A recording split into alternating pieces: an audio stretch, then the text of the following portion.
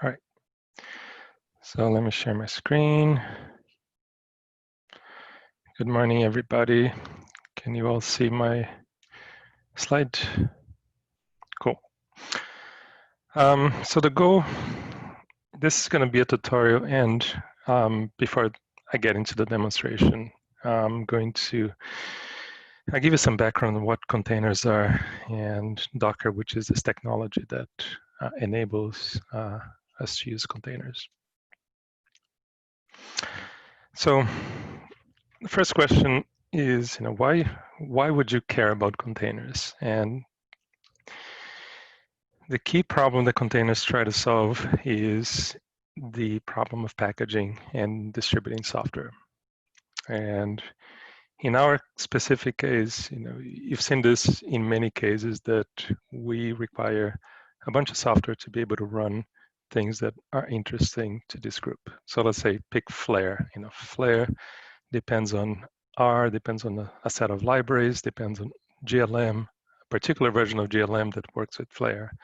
And what you would like to do is have software that includes everything that Flare depends on.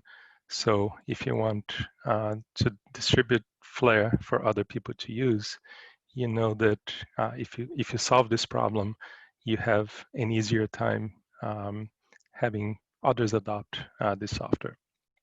Now, you can give people instructions. This is a set of software that is needed for Flare to run, but the challenge is if you want people to install all the software that builds up to something like Flare. They may be running in different operating systems with a different version of R, different version of RStudio, different set of libraries, different version of GLM. And when they try to install the things that you want to install with a version that you want to be installed, there could be conflicts. There could be unintended bugs that show up occasionally when you install in an operating system that you haven't seen before. And sometimes when you install the software that you need for a particular project, for a particular application, that could actually break other applications because you may update a version of a library that some other application was using earlier, and now the other application doesn't work. So that is a problem that just gets worse and worse the more software you try to run in your system. You run into problems of, you tweak one thing for one application that you want to run and it breaks other applications, and that compounds the more applications you run. So software packaging, configuration, and not just the packaging. Suppose you want to install packages, but you also want to copy files and put them in the right place, set up configuration files. All these steps can be error prone and can lead to things not working and time wasted in debugging the things that are not working. So containers. The analogy here is with shipping containers. So the idea is if you have a standard for something that you can, everything that you can package that you want to ship to somebody else, as long as you put in a container, there's a whole infrastructure around shipping containers that doesn't care what's inside the container, but is able to move it around and deliver to anybody in the world, really, to get the goods within a container. Now, software is different, and one interesting thing about software is you can copy. So you can package a container and you can create multiple copies, which is not as easy with physical containers. But the idea is if somebody takes the time to install all the software inside a container, it should then be easy for anybody who has the software that's able to deal with containers, to download a container, to run a container, to be able to see exactly what you put inside a container in the same way that you have set it up. And once you have this container infrastructure in place, you can run multiple containers. So if I'm running one container with Flare, Today, I may also want to run a container with a different R project with RStudio and a Shiny app and maybe a different version. I should be able to run both in the same computer without interfering with each other. And I should be able to run a bunch of these at the same time in the same computer. So containers have been designed to solve this packaging and distribution problem. And again, this is where the naming comes from. So container is an abstraction, a software abstraction that lets you essentially aggregate all the software and dependencies and configuration, whatever you need to run an application. Today, we're going to focus on Flare, but this could be a database, could be a web server, could be all sorts of things. Once you define it and package in a container, others will be able to see exactly the same thing that you packaged. So the container itself, as we'll see, is basically a file that stores all the information that you configured for your software, and you need some software to be able to open that file and run it properly, and that's the Docker software. So the containers themselves are just big files, and we'll see how they look like. And Docker is a software that runs containers. Now, yeah. Yeah, I don't see the word on the slide or really but containers are huge in the push for reproducibility in scientific analysis. Yes. And all these contribute to that, where yourself 5 years from now can, in theory, run the analysis that you ran today. Yeah, that's a great point. When containers started with, the general push was in the IT industry to be able to manage, unwieldy software. That's not just something that happens with us here. It's just a widespread problem. But in science, it has this other application that, if, let's say, you write a paper today with an analysis that you made with a particular version of GLM, a particular set of inputs, a particular configuration of Flare, you can write that paper today, and you can put the setup that you use to run your analysis in one container, and you could, in principle, upload that container to a repository.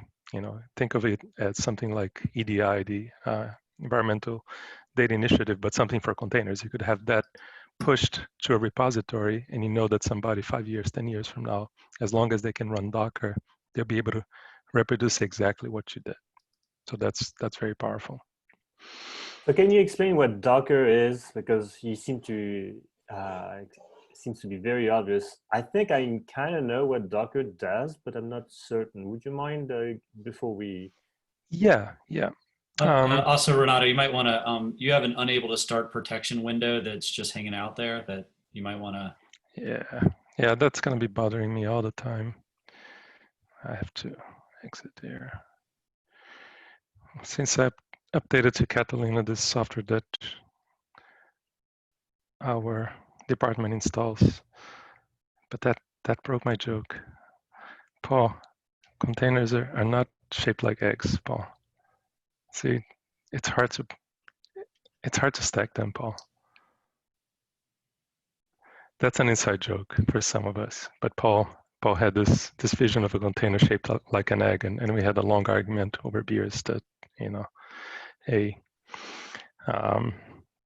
cubic shaped container is a better deal.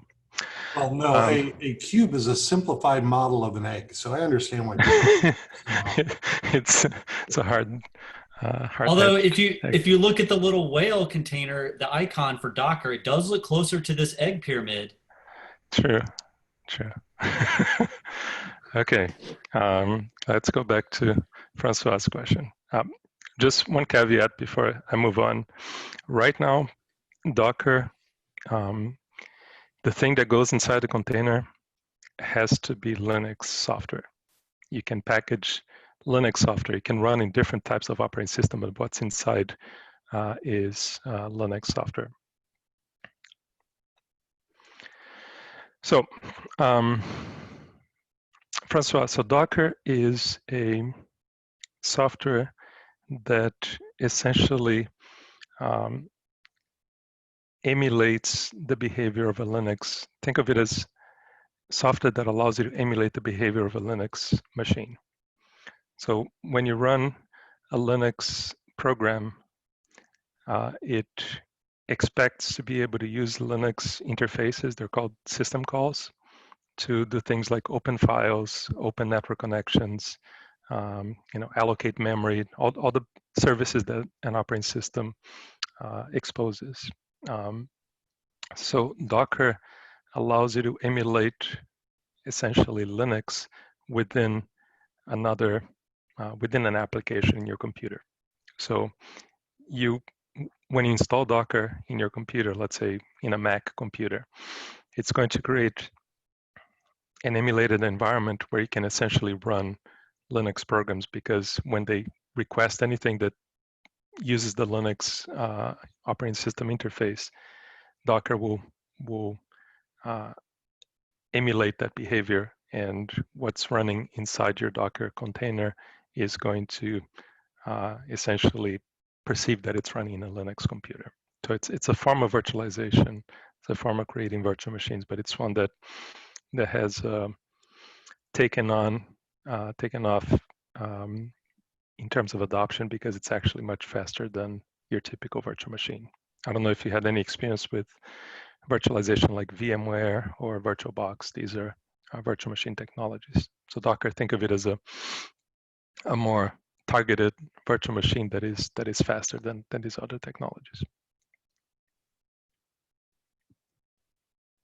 Is that enough?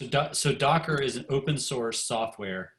Yes, Docker. That's managed by a company called Docker that a lot of people are using. Yeah. I think, I'm very, very interested, because I've been preaching about reproducible research in my lab, and we do it pretty much in R Markdown and everything. But I still have so much trouble with holding, somehow having the source files, the codes, and all that. Well, some of the code is in R Markdown, but some of it just can't be in it. And so until now, I've been trying to come up with a solution, on Google Drive or something like that, but it just does not work. And so if this is a solution, this is fantastic. It is a solution, with some caveats. Like if your data set is huge, right, you're going to have trouble packaging that. Huge, like in petabytes, right? Very large data sets are hard to package to begin with. And if your system has multiple computers, if it's a distributed system, that's hard to package. But if you can take whatever you want to reproduce, and it runs on one computer, and the data set is not too unwieldy, it is a pretty solid solution for reproducibility. Thanks. Yeah. All right. Sure. Could you comment in very briefly about the perceived longevity?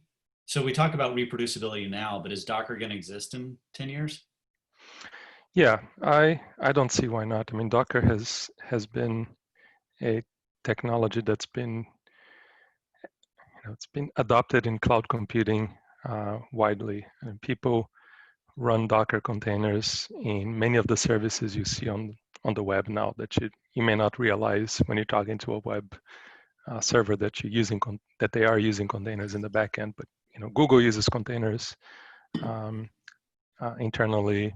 I know most major IT shops use containers internally. So there's a huge incentive for it to continue to exist from an IT industry perspective. And it's not that the software itself is not that complex that you could imagine that even if Docker as a project bombs, somebody else could pick it up and bring up something like Docker. It's not that fundamentally difficult to do. So Docker is kind of it's not so you say it's oh shoot, not free, but what is it? Open source. Open source. It's open source. Yeah. And so that means there are no other open source or other software that will deal with containers. This is the only one that deals with containers. No, there's actually different ways to run containers. Docker is not the only one. It's the most adopted now, but it's not the only one. Yeah. And is there a community standard for building a container? You know, the standard really is Linux. You know, at the end of the day, the standard here is the Linux system call interface. Now, how you build the container, there's best practices, and there's I'll talk about, you know, the approach that Docker uses for layering images in containers. But so there's a standard for the file system. There's a standard for the system call interface, but that's about it.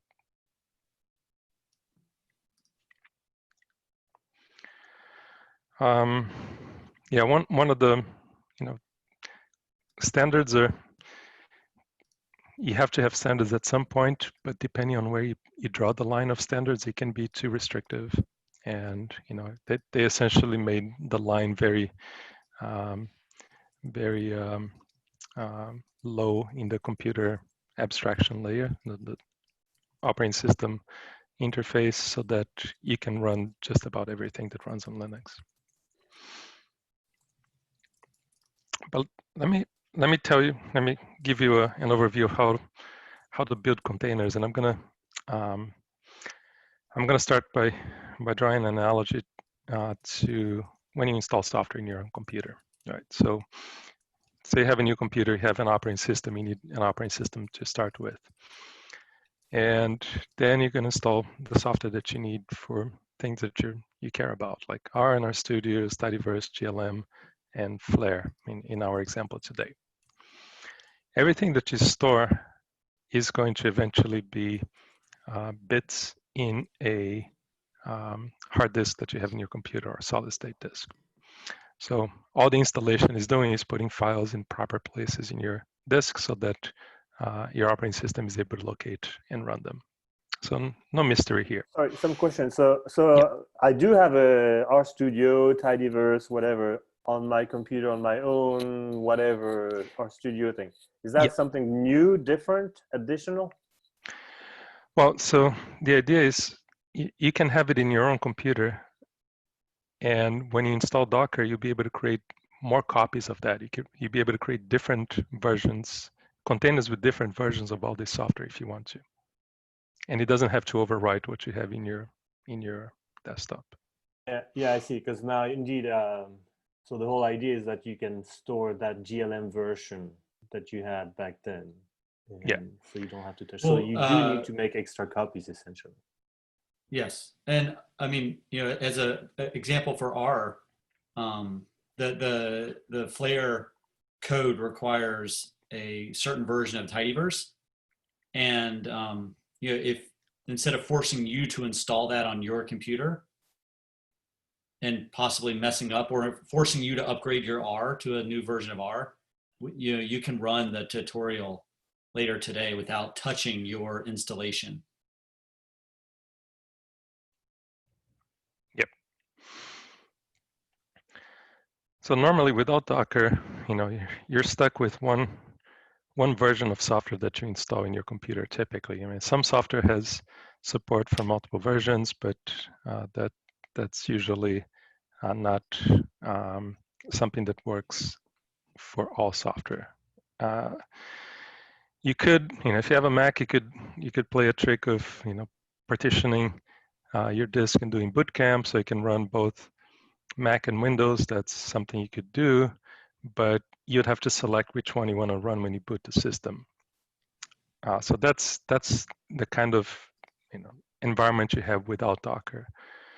Now with Docker, you will have a computer with the same setup that you had to begin with, but once you install this Docker software, you essentially, again, kind of have different virtual computers that you're able to run simultaneously. Let's say your computer has 8 cores. You know, you could use a few cores for your base operating system and a few cores and some memory for each one of the containers that you're running. They will be running side by side without having to reboot your computer. And each container has its own disk, which means that you can configure, like the container to the left here could have a version of GLM that's the stable version. The one in the middle could be one that you're working with and you're debugging and trying to make it work. And the one to the right could be an old version of GLM that you used to do an analysis years ago that you want to go back and try again. So each one of these computers has an independent memory, independent disk, independent environment, if you wish. So they're all isolated. Now, the trick here then is, you need this Docker software to run containers. And the other major thing that you need is to have these disks, right? The thing that defines what is inside each one of these containers. And one of the things that made Docker very popular and widespread is that they have essentially in the cloud, they have a library, a repository of lots of images. It's called Docker Hub. And with this repository, it makes it easy for you to run Docker containers without you having to design the disk, implement the disk configuration yourself. You can just download it, and we'll see examples of that today. But that's what we've done for this tutorial. You can download the disk from the Docker repository, Docker Hub, and it has everything that you need to do to run Flare. You don't have to worry about configuring your disk, but you can create your own disks if you want. So things that you need to run Docker, to get this functionality, you need the Docker software, and this is part of what we sent you all in advance of the meeting. Again, for Windows Home, there's an issue with installation, but for Mac OS, it's pretty straightforward. And if you have Windows Pro, it's also straightforward. But running the Docker software will give you the ability to run containers, to give you that capability. So now, when you install Docker, it's pretty useless if you don't have an image to run. So you need to run Docker with some image. And image is a terminology, disk image is a terminology that Docker uses to essentially specify what's inside this disk. Okay, so think of it as the equivalent of a disk just for the container that you want to run.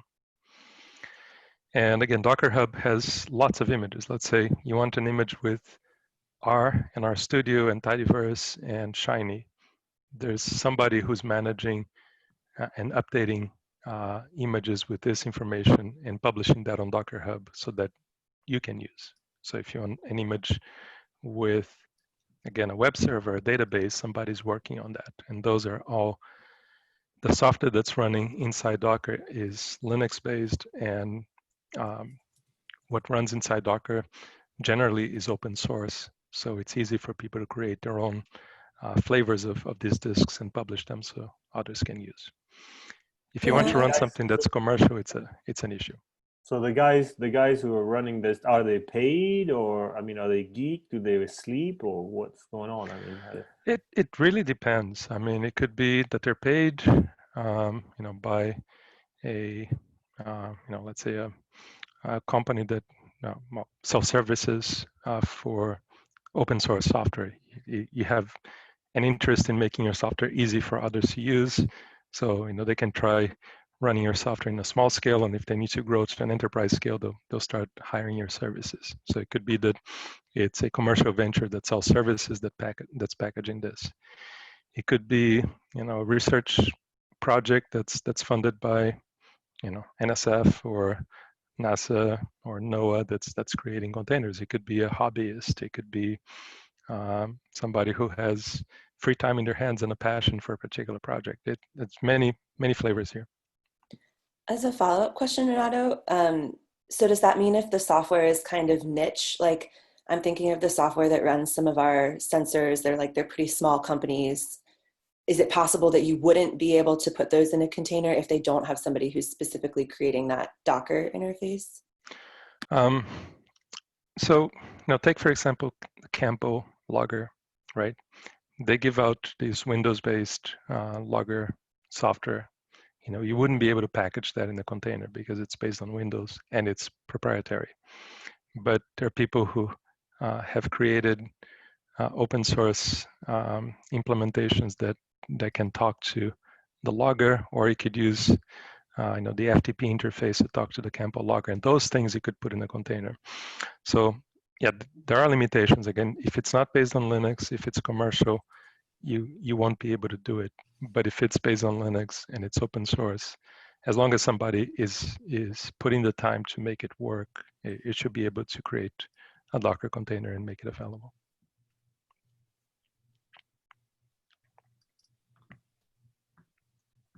Okay.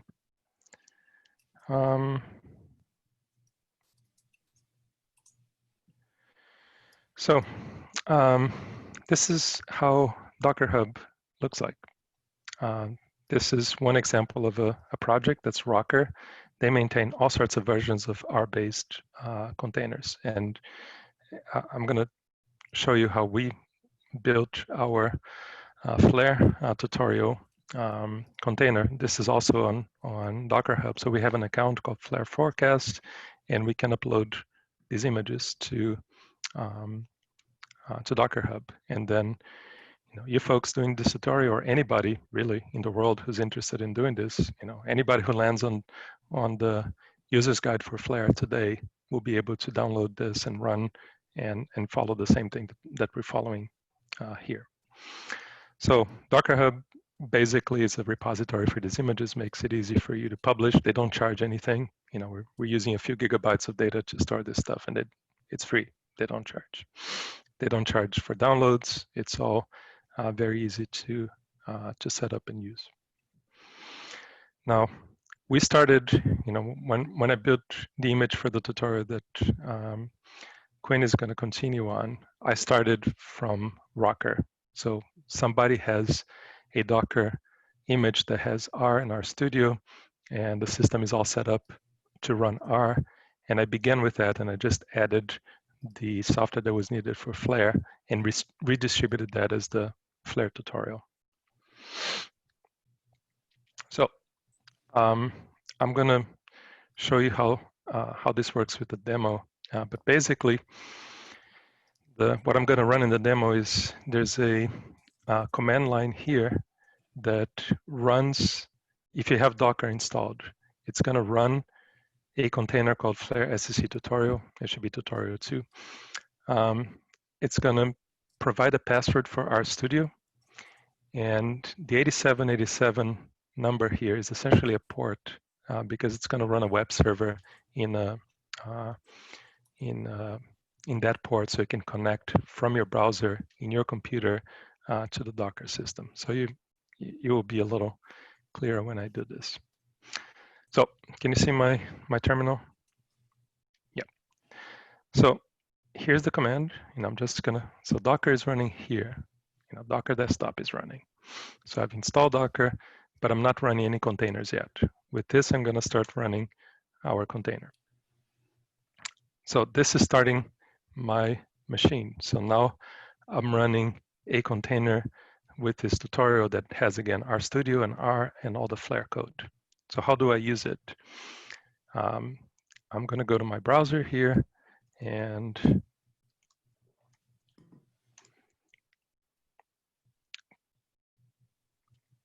connect to RStudio. So all this that you see here, all this RStudio, this is actually RStudio for Linux, R for Linux. All the packages for R are all Linux, even though I'm running my Mac. This is all Linux code that's running here. And again, if you run this container in your computer, you see exactly the same thing. Even when it starts, you're going to see the same window information because that's how I saved this container. Is this RStudio server by chance, or is it? I'm not sure if it's a server or if RStudio has an interface, a web interface that allows you to connect to it. That's a good question. I'm not sure. We can see here. There and about.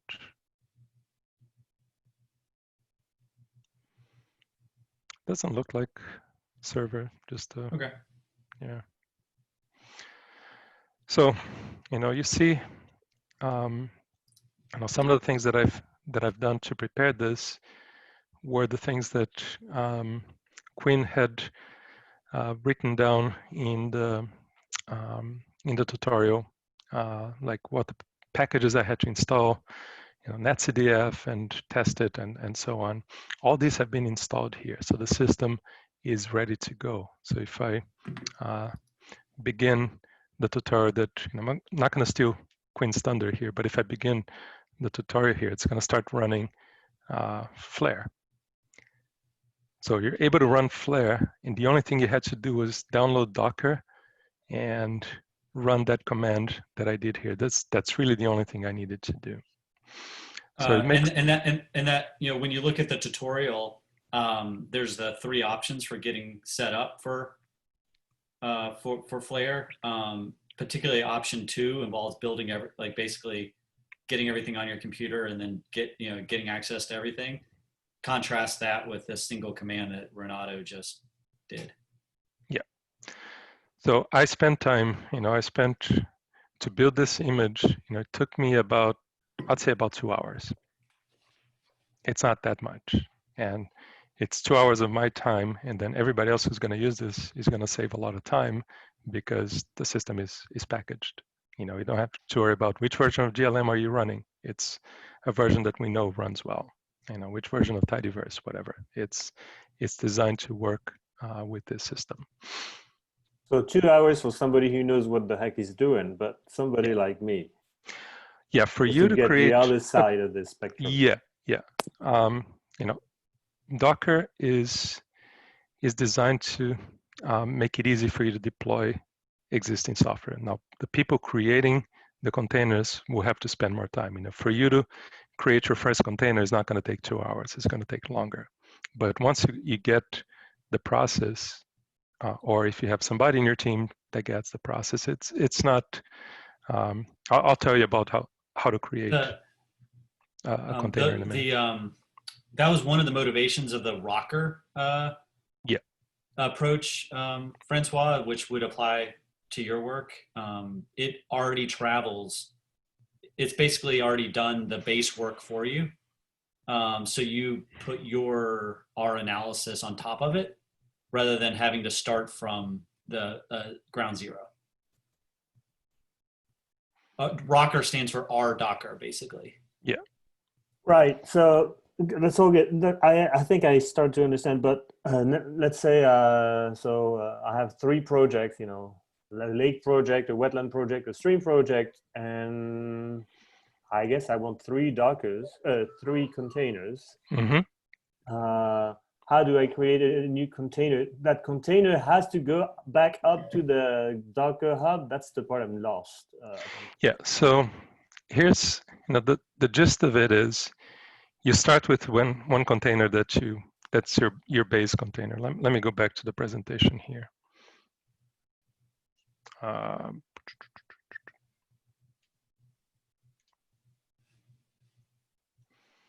So, containers are built, the way these images are set up, they're set up in layers. It's like a cake. So the way I started my container, I had layers that were given for free. I reused them as they were with Linux, basic Linux libraries and applications, and R and RStudio. That's where Rocker does. Rocker takes care of this and updates this. Then I looked at Quinn's guide and went through it. So I essentially started a container with Rocker. Then I went inside the container and went through the steps that Quinn highlighted. And I configured the system to a point that it works. Then I essentially took a snapshot of the container. I froze it in time and uploaded it to Docker Hub. So that's the gist. You need an account on Docker Hub, but it's free. And you need to have, there's some commands that you need to do to stop the container, save everything to disk, and then to upload to Docker Hub. But that's generally the process. You start with something that is almost there, and you add layers that are needed for your for your different projects, and then you save that resulting layer and upload that to Docker Hub. Renato, just to maybe clarify, what you could take the RStudio Rocker, launch it just like you did, without any analysis in there. Right. Move your files into that container just by like importing them, basically. Right. You start working in RStudio just like it was on your computer. Right. You get the analysis to the point that you have everything in there and it's all running. Right. So you're no longer, in your mind, you're not in Docker, you're not in any unfamiliar environment. You're in your wheelhouse working in RStudio. Yep. You say, okay, it's ready. Then you make a snapshot of that. Yep. And then that is what everyone else can restart from. Yes, pretty much. Okay, so there are two things that you say are obvious, which we haven't seen yet, but I suppose we will. One is the importing your own data in that container. To me, that's unclear yet. And all of a sudden, you're talking about a snapshot picture, and that's something I suppose we'll see. Importing data is really just like importing data into RStudio. Yeah, but where is it? For me right now, it's I don't know. I have no idea where that disk is, or how do I have access to it? Francois, so I think when we get to the tutorial part where Renato's going to run the code, you'll see that more or less you're just operating in your own RStudio environment. I'm nervous a little bit about time, so maybe Renato, I can keep documenting questions, Francois, if you have them in the chat, and then Renato, maybe you want to go ahead and show the. Yep. Yeah. So, I mean, so Francois, this is what all that you see here. RStudio. This is running the container. So if you want to import data, you can import data here. I think so. Quinn, how did you import data from outside? Go over to the bottom right. You see the upload button. Bottom right. The bottom right panel. Oh, here. Yeah. Upload. Click that. Yeah. There you have access to your computer. Gotcha. Yeah. And then if you click on one of the little hit cancel out of that. And if you click on one of the little squares, and then go up to more. Right there. Yep. Export allows you to get it back onto your computer. Gotcha. Yeah, I mean, so this is very useful for RStudio, and again, as a person who developed this container, I don't even need to know that RStudio has this. And Quinn found this out on his own because this is RStudio, so he's familiar with it. So I think in your case, Francois, that's the general approach. If your code is R-based, you would start with RStudio from Rocker. You will set up the same way that you would set up your computer's RStudio environment just to run your analysis. And once you're happy with it, the snapshot that we're talking about is essentially a snapshot of the disk. It's not a snapshot of the screen. Okay, so everything that you do inside here, all the files that you upload, all the packages that you set up in this container are going to be saved in this, are going to be saved in this disk, and you're just going to copy this disk over to Docker Hub. So then somebody else will be able to start from the point where you saved your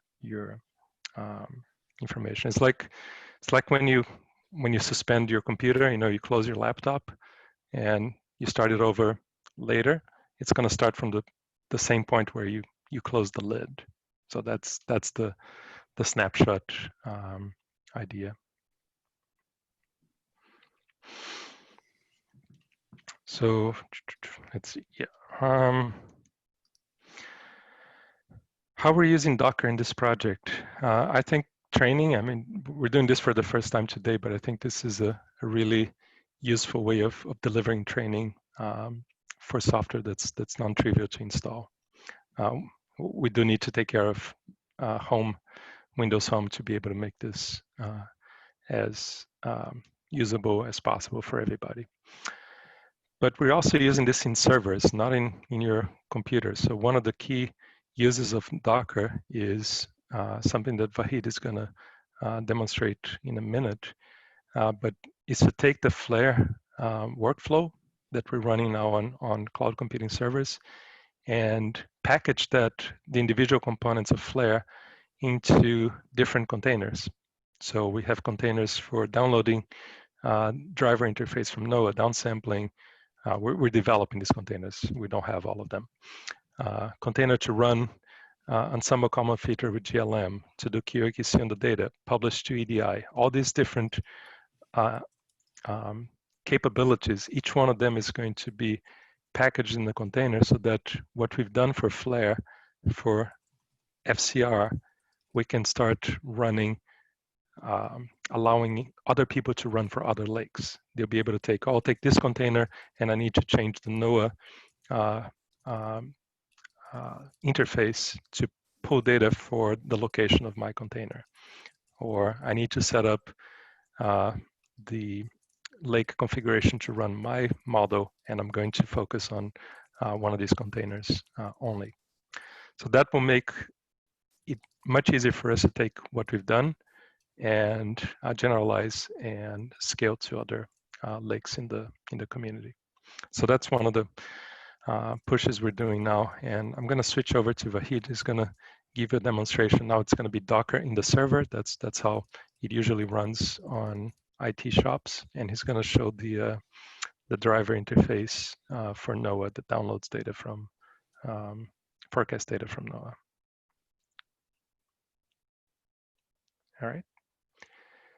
Let me, Vahid. Hello all. As you know, we are about to containerize Flare. So each specific Flare part will be a separate container. So far, we have developed a couple of the containers, and I'm gonna present a quick demo of one of them. It's basically the container to download NOAA data for a specific location and push it to a Git server. We call it a Flare External Driver Interface NOAA. First, let's take a look at the file structure. We have a Docker file for that. Docker file is basically a recipe to build the Docker image. We have a flare config.yaml. It is the configuration file in a text-based format, very easy to read and edit. We have a Flare install. This is the installation script to set up requirements for Flare. We just need to run it for the first time. After that, we don't need to run that. We have a Flare host script. This is the script to set the default configuration for Flare and run Flare container from the host. And we have a Flare container script. This is a script to run the main service. For this container, it is downloading the NOAA data, staging the data on local node, and then push that to the remote Git repo. And we also have the R script to get the NOAA data. Here we have the documentation in our wiki about this container and how to run that. We have a configuration file, actually. The configuration file has two parts, a general settings and container specific settings. For the container specific settings, for this container, we have the NOAA site name here, for example, for FCR, the latitude and longitude for the location. And we have the SSH private key. We need to push the data to the Git server. Instead of using username and password, we can use a SSH key to avoid entering username and password every time we want to push data to a Git server, for example, GitHub. For the remote Git server, we are using GitHub, and the repository on GitHub is under our Flare forecast repository there. And we have a branch for this specific container. We can change these settings to whatever we want. For example, we want to use, instead of GitHub, we can use GitLab or a specific custom Git server we have set up somewhere on our servers. All of these parts are changeable. We can use username and email address for our GitHub account. Whenever these configurations are empty, for example, for username and email address here, the script tries to set the default value for that. For example, for username and password for GitHub, it automatically obtains that from the settings on my machine, my host machine.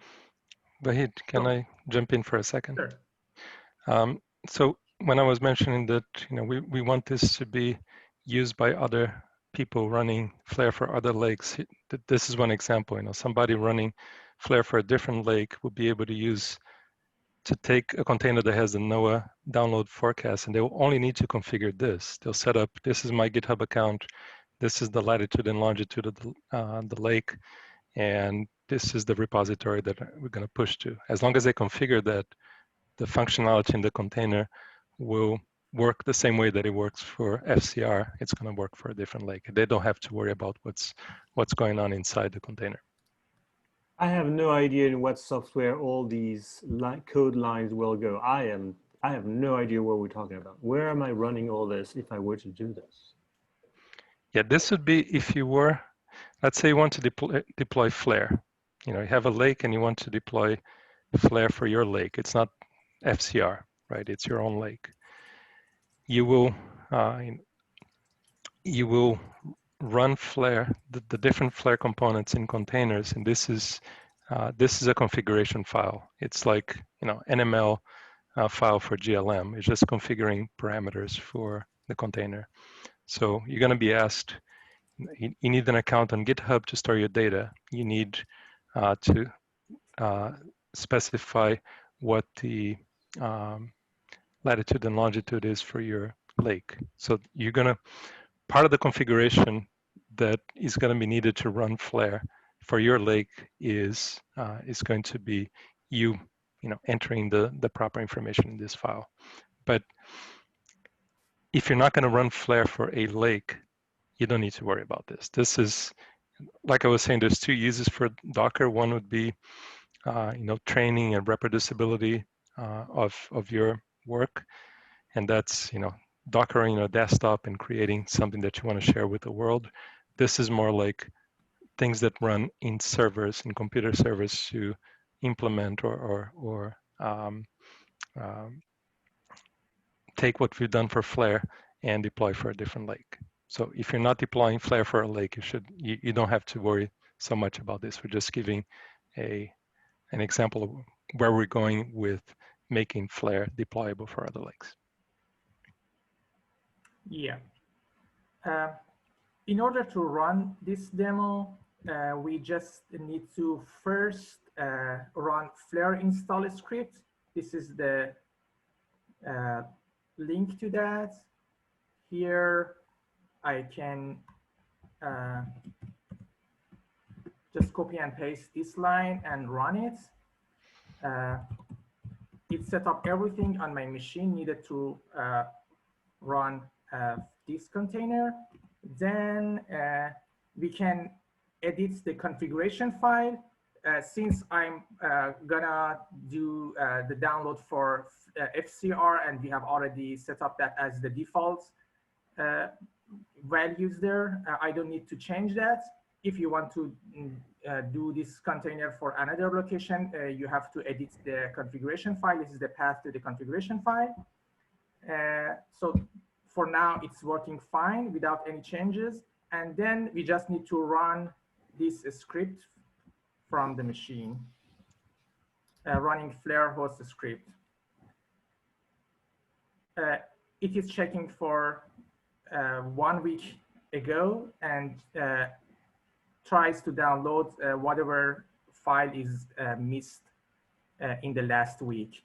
So as you can see, for 6 a.m. today, the data is missing now, and it's trying to download the data. And after the data is, after the download is finished, it will push the downloaded file to our Git repo. It takes a couple of minutes. That's it.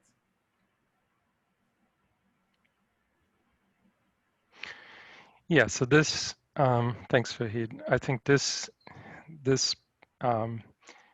I would qualify as sort of an advanced use of containers, but it's, if you didn't have containers and you want to recreate Flare somewhere else, you would have to start from scratch and install software that does, in this case, R nomads to download data from NOAA, and you'd have to go through many more steps than the ones that Fahid is showing now. We're taking what would take normally several steps and a long description for somebody who's configuring a server and distilling it down to, here's a few containers that you need to configure, and we're going to put these containers together so they work in forecast mode on a daily basis.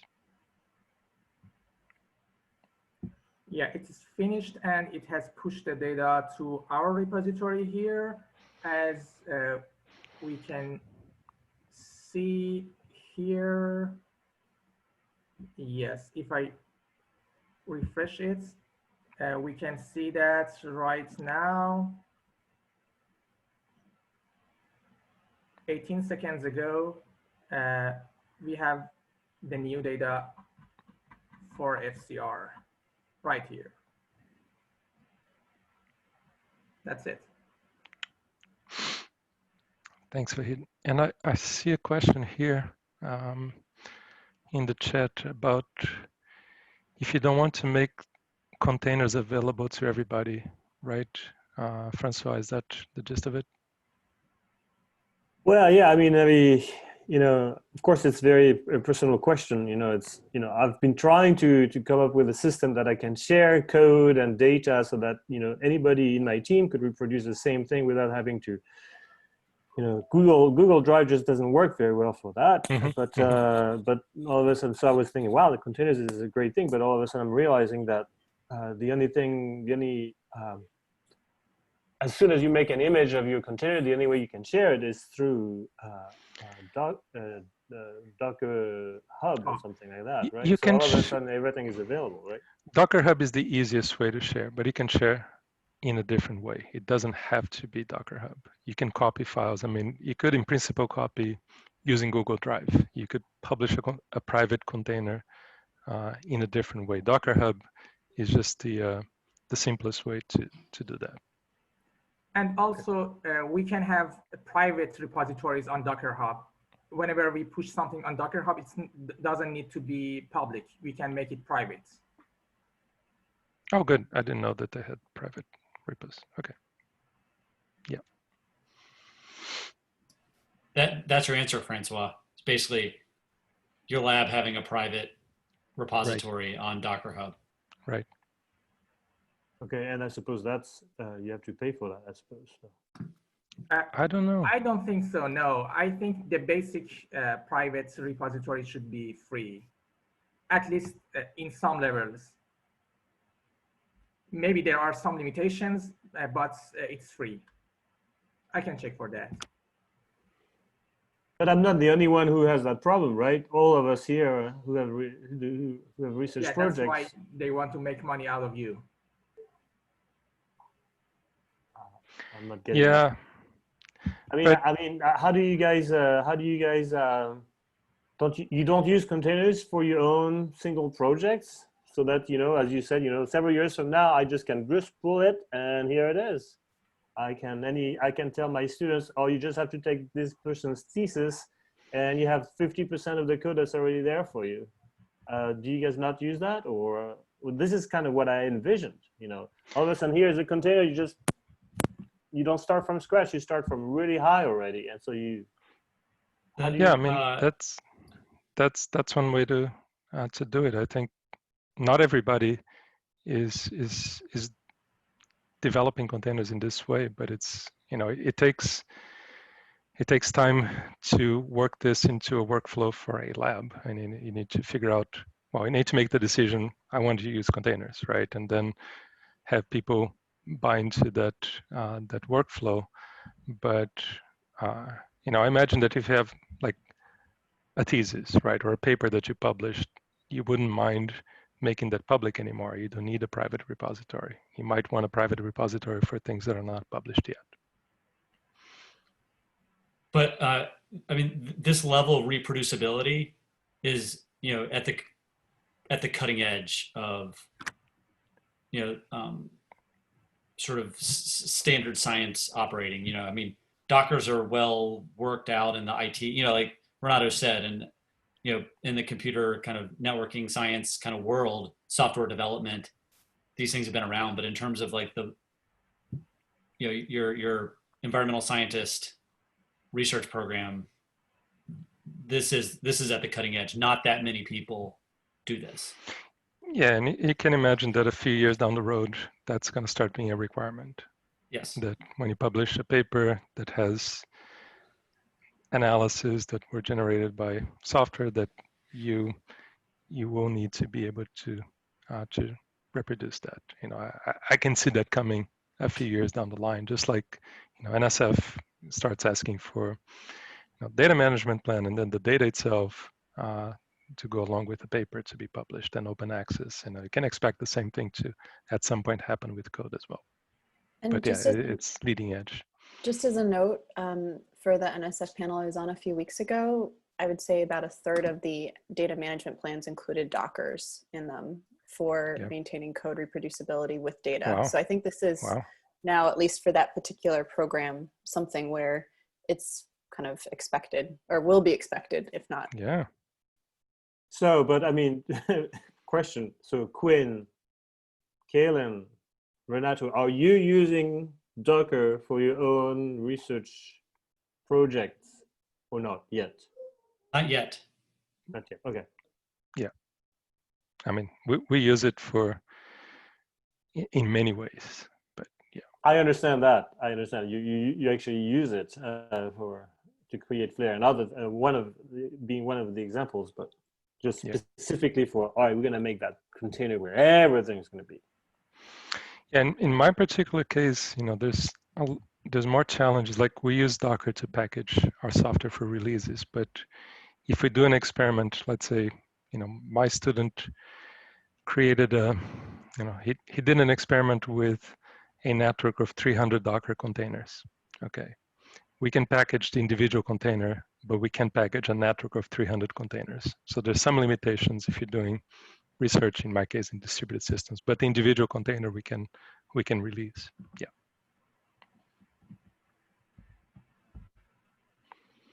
I think we're over time a little bit. Caitlin, you asked to be reminded to stop recording and start again. Are we good for, do you want to, is there anything else for kind of that should be encompassed within this tutorial before we pause for a few minutes and then transition over to Quinn? Do folks have questions?